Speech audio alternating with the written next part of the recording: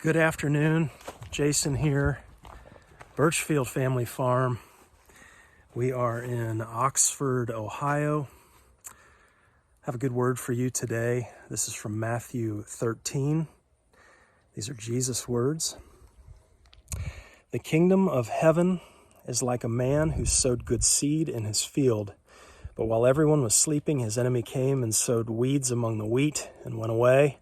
When the wheat sprouted and formed heads, then the weeds also appeared. The owner's servants came to him and said, "Sir, didn't you sow good seed in your field? Where then did the weeds come from?" "An enemy did this," he replied. "Do you want us to go and pull them up?" "No," he answered, "because while you are pulling the weeds, you may root up the wheat with them. Let both grow together until the harvest.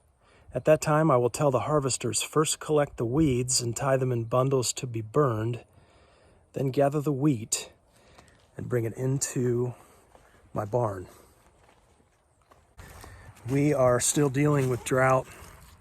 And, when I speak about drought here in the farm, I know that it's not as bad as it could be. And I know that there are many of you out there that are dealing with much worse conditions than we have here. I realize that, and my heart goes out to you. There's no drought that's easy for any farm. It's always a challenge, but as I've said before, it has a unique way of exposing us and exposing what we're doing right, and actually showing us what we need to improve on. And so in the long run, I believe it can be a good thing. But we're in the midst of a D1, technically classified as a moderate drought, and it's curious to me to look at the U.S. Drought Monitor and look at the country as a whole right now. And it would seem to me, just by glancing at that the majority of the country is in some kind of a drought, which that doesn't seem normal or usual to me, but I'm certainly no weather expert. Regardless, we are pushing on. Still moving animals that were not within the bounds of our traditional rotation here. We've got lots going on. Got some supposedly a front coming through tomorrow, bringing in some cooler temperatures, maybe some freezing weather at night. So we have a lot to do today.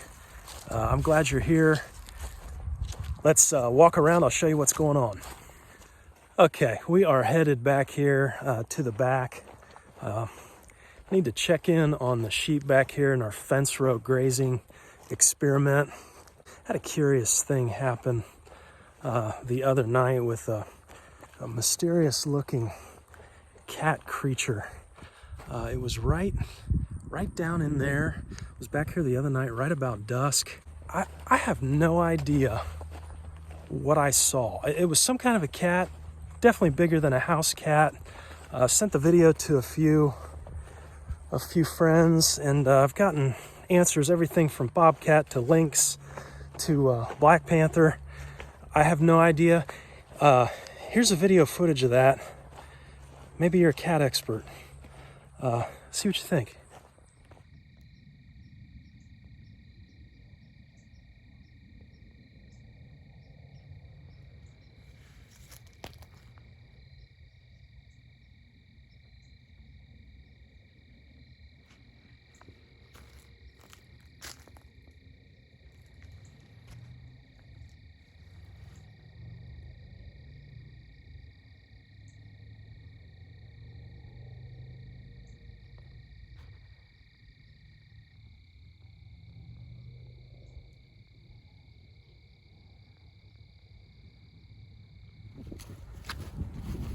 Okay, back here with the ewes on the fence row, and we've had them all the way down around this corner. We've got some freezing temperatures rolling in, and I want to get them moved back up to the house. But you can see, I mean, just looking down through here, this has gone amazingly well.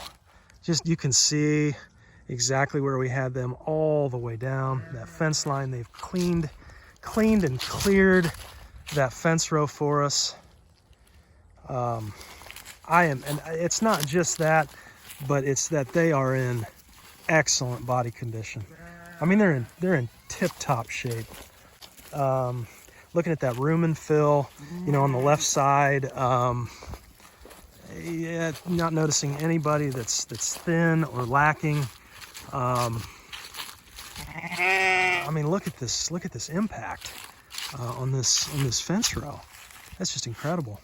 And you know, we would have had them up front. We would have had them on hay, and this has proved to be far superior feed versus hay.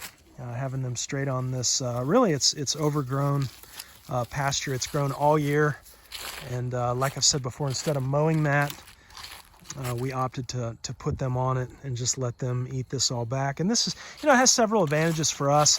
This fence line, we kind of inherited this when we bought the place, obviously, but they've let the trees grow up in the fence row. So, you know, eventually we want to make some firewood out of these fence row trees here, and this just allows us to get in here and do that if we decide to do that over the winter.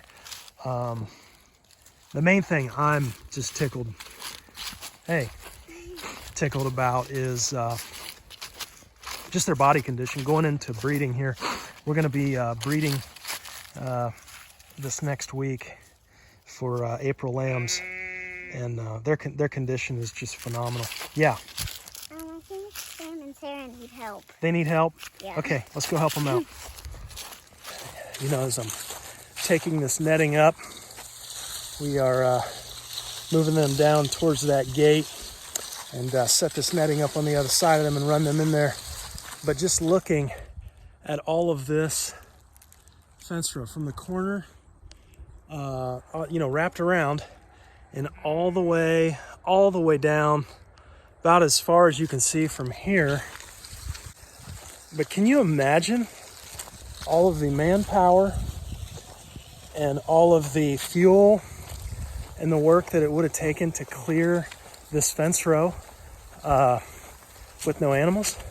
It's just phenomenal. This is, just thinking back, I mean, I think we've been back here for what, 2 to 3 weeks maybe? And you know, these are the types of things that just bring me so much joy.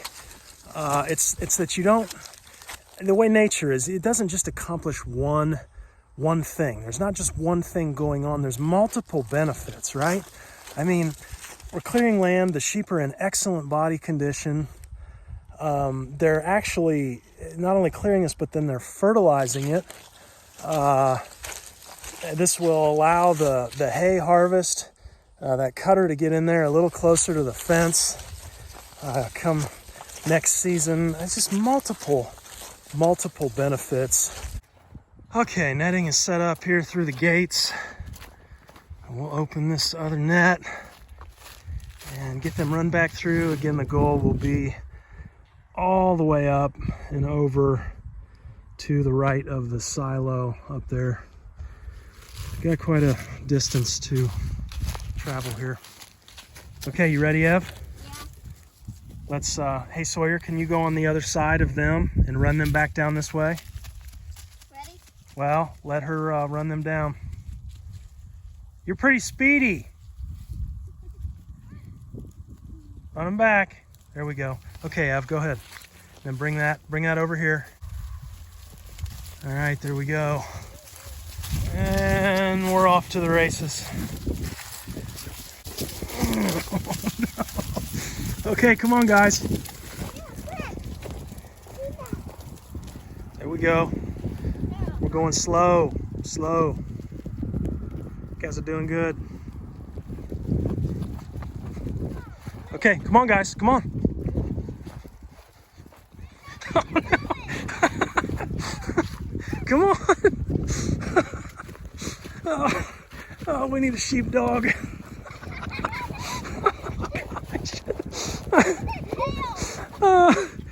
And they're gone.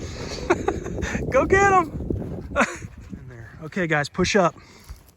Get those hands out. There you go. Come on, sheeps. Oh, we got some good eats for you. Look how fat she is. Oh my goodness. That is a good looking sheep. Look at that. Amazing. Okay, there we go. We'll keep them over on this section. Little bit of grass here. I know there's not a lot, but for a drought season right now, I'm happy to have what we have here. That's not too bad there. Oh, there's a little bit there. Hey. Hey. Okay, so let's talk sheep breeding here as we move into, this is our breeding season. We usually shoot for mid-November, putting the rams in with the ewes. That gives us tax day lambs. And so right around mid-April, and that was just a little bit dicey weather-wise, but I was happy to have them on the ground just a little bit earlier. Typically we'd lamb in May, but I was pretty happy with that earlier lambing last year. I think we're going to try that again. We have multiple rams this year, and we're going to be splitting up the ewes and just doing different colored crayons, breeding crayons on the manes of the rams' necks, and you know, they will mark the ewes when they're bred. That way we'll know the exact day. We can keep track of due dates and all that. But you know, pretty happy to have multiple lines of rams, multiple different genetics now. I think we had introduced a new ram last year, and we had a few sets of triplets last year for the first time ever. So I think that's good to get that new blood in there. And so we will kind of alternate depending on who's who. I'm thinking, you know, what is today, the 10th? You know, we're right in that right in that window here to start that. So maybe this weekend, beginning of next week. Okay, checking in on cattle here. Climb up on the gate here and give you a better view. Everybody's looking pretty good. We moved them over to this front pasture on Monday, and we've been moving that electrum net out there.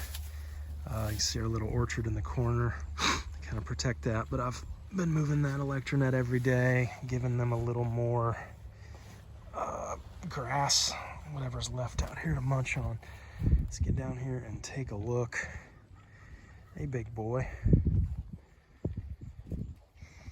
Take a look at Emma, the cow, and getting in here and checking out that bag. Looks like she is bagging up just a little. The exciting thing right now is Emma, the cow, has calved for us 2 years in a row. This will be the third year. It's always in mid-November, so that's coming up.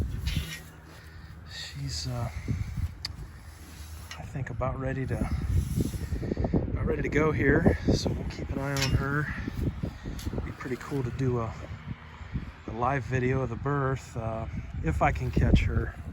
The first year she calved at night, always unassisted, which is fine by me. But she is 10 plus years old. We've only had her for about 3. The old owner said she would drop a calf every single year. So everybody's looking good. We, again, got this about eaten down. Let's go over there to our paddocks and talk about paddock 1. We're getting excited here. Back out here at paddock 1. Those of you who are new to the channel, welcome. First of all, and we run 10 quarter-acre paddocks out here during the grazing season, and then we overflow into the woods there for what is that, an acre and a half over there, and can kind of keep them there when it gets dry, which is where we have had them prior to moving them up front. We started to kind of get some bare spots over there. We were haying there, and they just been there too long. But out here on paddock 1, I mean, you can see this is just, there's just nothing here. We took this down. I mean, you can see some bare spots, and we just took this down too far. We came off this September 15th, so 57 days of rest. And I mean, there's a little bit here, you know, here and there, but I was hoping to get them back over on this and we've done 5 rotations through this grazing season. I was really hoping to get a 6th rotation, and we could do that, and we could hay, you know, supplement with hay on that last rotation here. The problem with that is we've got freezing temperatures coming. And you can remember, you know, we did not bury those water lines of ours very deep. So grazing much past when we are freezing up at night, really not an option. I've got to get these lines opened up and blown out. And then we go into our winter weather animal setup, which is basically a middle sacrifice paddock with an automatic water system there, and we'll pull them off of these paddocks for the winter, so they get a nice long rest over the winter. But again, drought is the story here. Maybe some rain moving in tomorrow, but it's good. I'm glad to be here. I'm glad to be on the land, and I wouldn't trade this life to be with my family and to be doing what we do. It's a blessing no matter how you slice it. I hope you're well today, and keep the faith, and we'll see you next time.